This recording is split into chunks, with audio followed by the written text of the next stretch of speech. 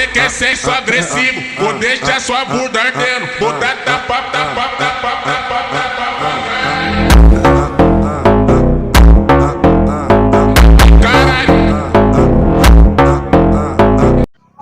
Hello guys, welcome to DKDM blog. तो आज मैं मेरे हिमालयन 450 का ओनरशिप रिव्यू करने वाला हूं।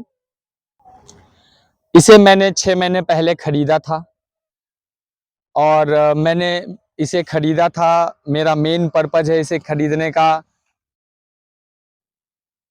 अब 6 महीने में इसे चला चुका हूं, ठीक है।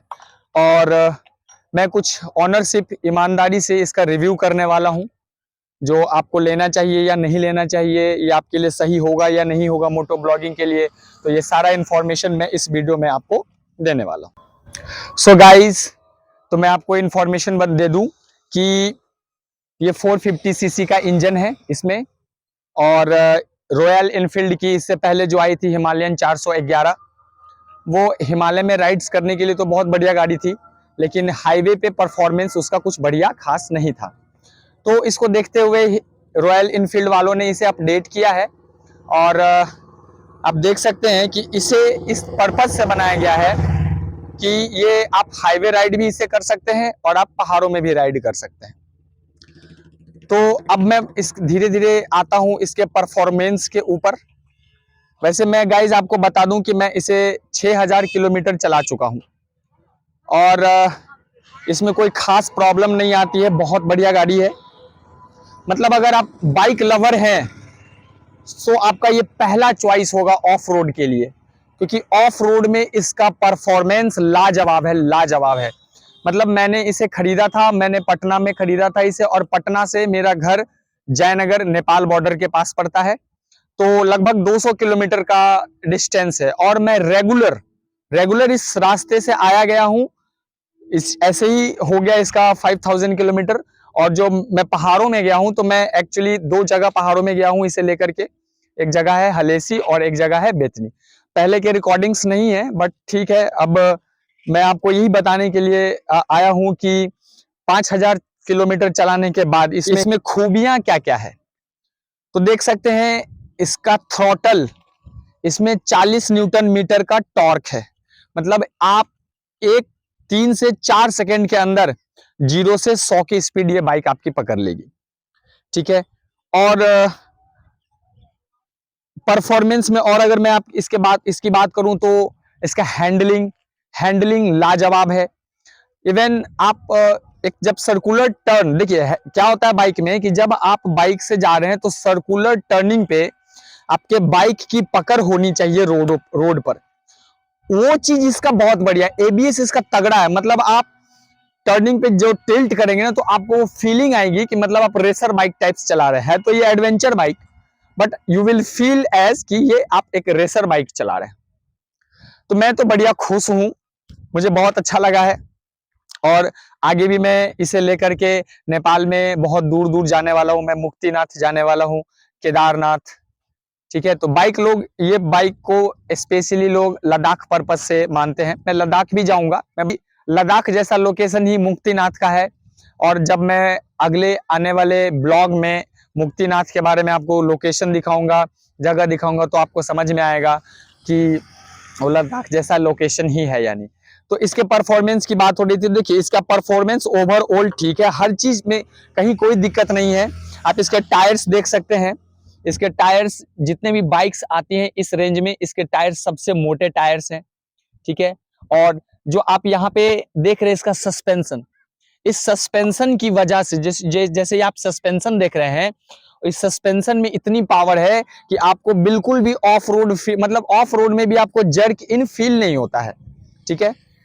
आप देख सकते हैं, क्योंकि देखिए रॉयल इनफील्ड की जितनी भी बाइक्स है उसमें एक कॉमन चीज होती है, आप उसको प्रॉब्लम नहीं कह सकते। अगर कुछ लोग माने तो प्रॉब्लम भी हो सकता है, अदरवाइज हीट होती है गाड़ी। तो देखिए जब आप मार्केट में चलेंगे 1 नंबर 2 नंबर गियर में चलाएंगे तो गाड़ी हीट होगी, क्योंकि गाड़ी जब कम गियर पे चलती है तो एक्सेलरेटर ज्यादा आप लेते हैं और फिर बार बार ब्रेक लगाना होता है, तो इस वजह से मार्केट में हीट हो जाती है। लेकिन जब आप इसको हाईवे पर राइड करेंगे तो हाईवे पर ये बिल्कुल कूल हो जाता है इंजन। इसमें लिक्विड कूलिंग इंजन लगा हुआ है, यहाँ देख सकते हैं आप, ये लिक्विड कूलिंग का लगा हुआ है। और मतलब हाईवे पे आते ही आपकी बाइक एकदम नॉर्मल हो जाती है। बाकी पहाड़ों के राइड की मैं मतलब क्या ही बात करूं, अल्टीमेट परफॉर्मेंस है। मैं इसको 5 स्टार रेटिंग देता हूं। थोड़ा बहुत जो हीट का प्रॉब्लम है इसका, वो तो देखिए आप 450 सीसी 600 सीसी जितनी बड़ी बाइक लेंगे ना तो थोड़ा बहुत तो हीट होगा ही, ठीक है ना। सो बेसिकली, और मैं इस बाइक के बारे में कुछ स्पेशल बात आपको बता दूं। मेरा जो बाइक का कलर है ये है कामेट वाइट, ठीक है।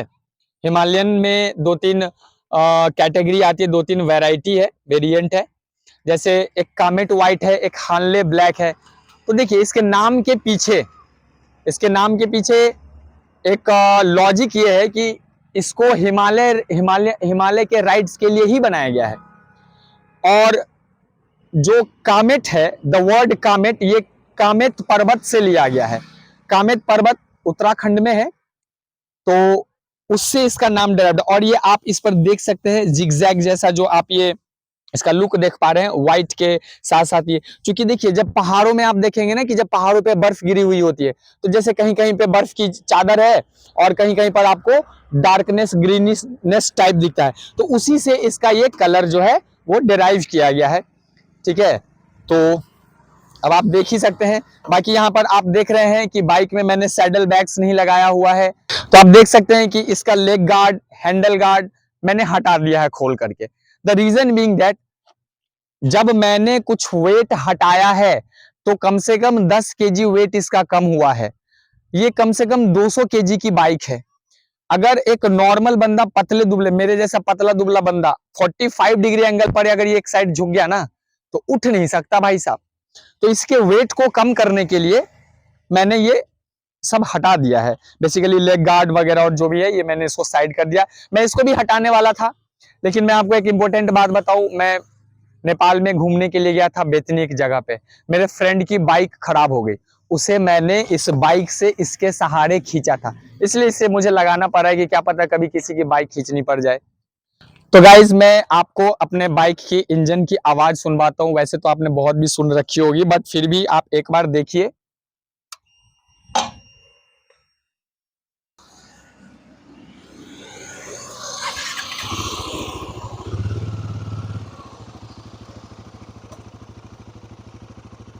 तो गाइज आप देख सकते हैं बाइक की आवाज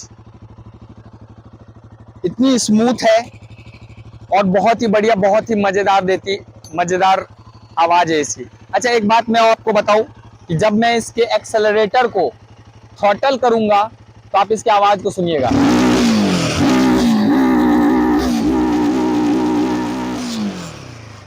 तो गाइज आप देख सकते हैं जो KTM की ड्यूक 390 और उस लेवल का इसका आवाज है। परफॉर्मेंस की तो बात ही नहीं करनी। 40 bhp का इसका पावर है और 40 न्यूटन मीटर का टॉर्क। 4 सेकेंड में ही 100 से ऊपर की स्पीड को ये कैचअप कर लेता है। हाँ, एक और इम्पोर्टेंट फीचर जो इस बाइक में है वो मैं आपको दिखाना चाहूंगी कि बाइक की हाइट थोड़ी अधिक है, तो छोटे हाइट वाले लोगों के लिए थोड़ा सा इसमें प्रॉब्लम होता है, ठीक है ना। तो मैं आपको एक चीज बताना चाहता हूं कि इसके सीट एडजस्टेबल हैं। अभी इसके सीट की जो हाइट है वो 825 mm है और इसके हाइट को बढ़ाया जा सकता है। तो गाइज एक और इम्पोर्टेंट फीचर जो मैं आपको बताने वाला हूं कि इसकी जो सीट है वो एडजस्टेबल है। एडजस्टेबल है मतलब 825 हाइट पर मैंने इसे अभी रखा हुआ है। मैं आपको दिखा सकता हूं कि आप यहां से जैसे ओपन करेंगे और सीट को आप एडजस्ट कर सकते हैं। देखिए मैं आपको दिखा रहा हूं कि जैसे मैंने ये सीट को खोला, ये देखिए ये सीट इसका ये हमारे हाथ में आ गया है। ये बहुत ही इजी टू लॉक है और आराम से खुल जाता है। और इसका आप ये आगे वाला सीट को ये देख सकते हैं। So guys you can see कि हम लोग इसके हाइट को राइज कर सकते हैं। अभी आप देखिए इसकी क्या हाइट है, अभी आप इसकी हाइट देख लीजिए और ये थोड़ा और ऊपर जाएगा। ये देखिए यहाँ पर इसके एडजस्टेबल सीट्स हैं। आप क्या कर सकते हैं, यहाँ से इसको हाइट अगर आपको बढ़ानी है, जैसे कुछ लोगों को ज़्यादा हाइट चाहिए होती है, लेकिन मैं तो प्रेफर करता हूँ, ऑलरेडी बाइक की हाइट बहुत अधिक है तो छोटे हाइट पे ही चलाना सही रहता है। ताकि दोनों साइड आपका पैर पहुंच सके और उसमें दिक्कत नहीं आएगी। अदरवाइज ये देखिए, ये अब मैं इसे सेट करूंगा और आप देख सकते हैं गाइस कि इसकी हाइट जो है वो देखिए अब बढ़ चुकी है। ठीक है, ये आप देखिए, ये सीट्स भी अब इसकी कैसे आ रहा है। तो बेसिकली गाइस इसके हाइट जो है वो क्या है, एडजस्टेबल है। तो आप ये परफॉर्मेंस ये भी आपने देख लिया, एक यूनिक फीचर है एडजस्टेबल सीट। हाँ, तो एक डिमेरिट जो मुझे इस बाइक में नजर आई है, ईमानदारी से मैं आपको बताऊं, सीट्स मुझे बिल्कुल अच्छे नहीं लग रहे हैं इसके। मतलब ये सीट आप जब लॉन्ग ड्राइव पर जाएंगे ना तो ये सीट चुभती है। जब आप हाई स्पीड में जाएंगे तो ये सीट जो है ना ये चुभती है। तो उसके लिए क्या करना होता है कि ये देखिए अलग से आप एयर सस्पेंशन सीट लगवा सकते हैं। जैसे अगर आप 500-600 किलोमीटर डेली राइड कर रहे हैं तो आपको एयर सस्पेंशन सीट लगाना ही होगा, क्योंकि ये जो सीट आप देख रहे हैं गाइस, ये आप जैसे ही 100 के ऊपर जाएंगे तो ये सीट आपको चुभने लगेगी। एक और छोटी सी बात है, वो उतना मायने नहीं रखती है, लेकिन वो इंपॉर्टेंट छोटी सी बात क्या है कि जैसे ही आपकी गाड़ी 120 प्लस पे जाएगी तो ये मिरर वाइब्रेट करने लगता है। अब मिरर जब वाइब्रेट करेगा तो आपको बैकग्राउंड में देखने में थोड़ी प्रॉब्लम होती है, लेकिन ये प्रॉब्लम 120 स्पीड पर है। 100 की स्पीड तक आपका ये मिरर बिल्कुल भी वाइब्रेट नहीं करेगा, बैकग्राउंड को आप क्लियरली देख सकते हैं। मैंने बुलेट भी चलाया है, बुलेट में 50-60 के ऊपर स्पीड जैसे ही जाती है तो उसके मिरर ऐसे वाइब्रेट करने लगते हैं, आप बैकग्राउंड में कुछ देख ही नहीं सकते। तो उस मामले में ये है कि इसके 120 के बाद ये वाइब्रेट करने लगता है, तो वो कोई प्रॉब्लम नहीं है और आप इसको चेंज भी करवा सकते हैं। रॉयल इनफील्ड वाले अलग से एक मिरर लेके आते हैं जो 160 फिर 65 पर भी चलाने पर वो आपका वाइब्रेट नहीं करेगा। तो गाइस, तो ये था मेरा रिव्यू। ईमानदारी से मैं बताऊं तो सिर्फ इसमें एक कमी है, सीट्स में बैठने की सीट को थोड़ा अच्छा करना चाहिए था। मतलब हम अलग से पैसा लगा के एयर सस्पेंशन सीट लगाएं, जब आप एडवेंचर बाइक दे रखे हैं, लोग लॉन्ग टूर पे तो जाएंगे ही, तो ये पहले से देना चाहिए था।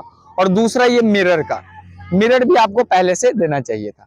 तो गाइस, मेरे तरफ से ये रिव्यू था। मुझे बहुत अच्छी लगी बाइक। अगर मुझे रेटिंग देनी होगी तो मैं इसे 5 में से 5 स्टार रेटिंग दूंगा। Ultimate bike. थैंक यू, धन्यवाद।